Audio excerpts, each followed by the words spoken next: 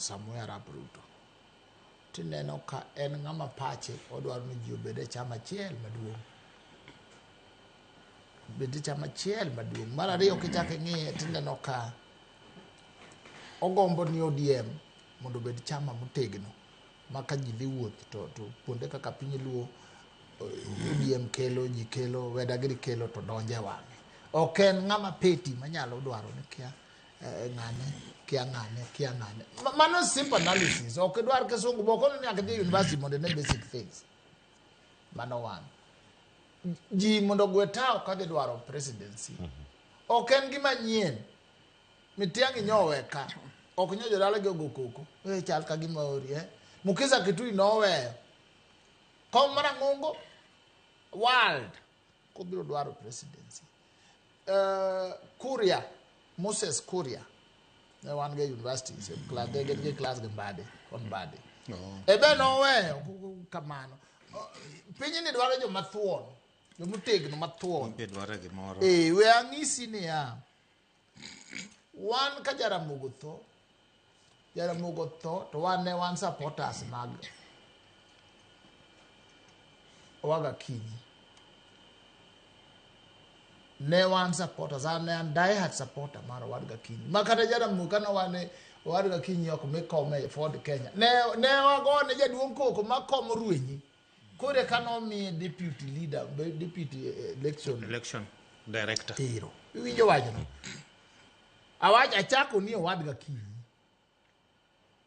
Ko Waga Kinyi ka Jaramogo nindo. Kuri wajana wamalo wa kijana nikech muite nose ya wamalo wa kijana mnoka upati. To wangi wakoni wamalo wa kijana go Waga Kinyi gini beze. Mado Waga Kinyi giri burito karang. Hapana. Kawini. Tono Waga Kinyi dwa bedo jakom, dwa bedo ngowa ji ogore mochopo mo di NDP. Ko achopo kainto graduate kuro en agwambo. You guys no mera. Sama nogo aka mogo koko mokato rengo yombe yiru mama ye magude maniegi no rengo yogo mbolo jiwaje nguru tinga maja ne koma wi rach mama kyang mano de karigin mo ine tere ditenso wa kyang ngo ochopo kamanyo ochopo ke jothuon ae uru walo koneno ni embero dwaro gini kowe ubedo experts to ji ubedo expert to githolo kwore to kot ebe wajiwa kon nyakwa nabi dem na mbele mak na Kenya wabiro tego mbele kanyo ka koro chopo kama koro luo bet to wathego ka to chakwa thego gi William omeana neno resignation mare oken gimoro minyalo siemne wang'e to be oken gimoro maracha hinya en mane anawuon kaka Weda musiepne awachone ni ageno ni in code gimiluongo ni strategy ni setimo basic consultations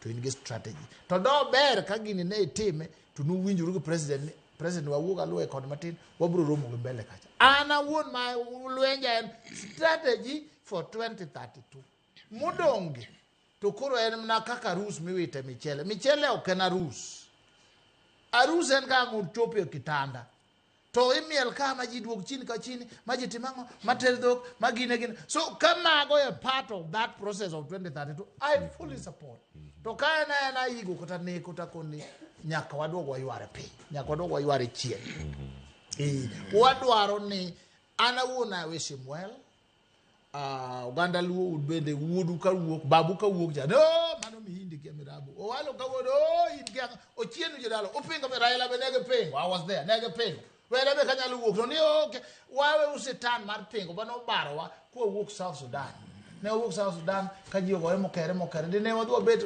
sidinje mutegno dikoro telo wakaw sa ang'wen to wachiko ni marach ng'ato expert mi nyathi mathin makata adwa wacho marach Nyasaye ng'wen iyudo ko dhoge riek boko loso wi jatelo to loso go wang' teko why ure mano walu beda babu beda Masaro beda Wedo beda Omolo beda to kwa chopo mbele kacha to mathuon bed mamo bed dichuo biro mana maji to Nyasaye biro keto mbele kacha mane kaka nene haya mheshimiwa Masara Weda ukadwa ni watiek go the sitting koko declare ne oganda ni odhi dwaro kom mane ok oduogo wachne mana ji ni thuondi to en ngoro nyiswa kom midhi dwaro kata kimbi dwaro president mondo achak bedo omanyo ni ombulu gima Weda wacho about single party system to kwadoge Weda Kenya is multi-party democracy ng'ata manya kelo chama ne obi wanodwaro ni kata chama mara David Ochieng gidonje ODM moko wadonje ODM to waloso coalition kendwa kokwa riwre gi jomoko to wabedo strong onge gimoro ni president dwaro ni party okethi mane mibro nyanyasa go ji mane dwaro cha wadwaro ni Kenya obed gi party mang'eny to gin party motegno ok wadwar tribal parties ma ng'ato chake gwengi ji ariyo adek wadwaro party ma strong kech sani kaka nasewacho chon Kenya ok nyal bedo gi chama achiel maloso government mano en government mabro nyanyasa jopiny sawa wadwaro ni party wan kata Migori wan gi PDP marubado imiye mana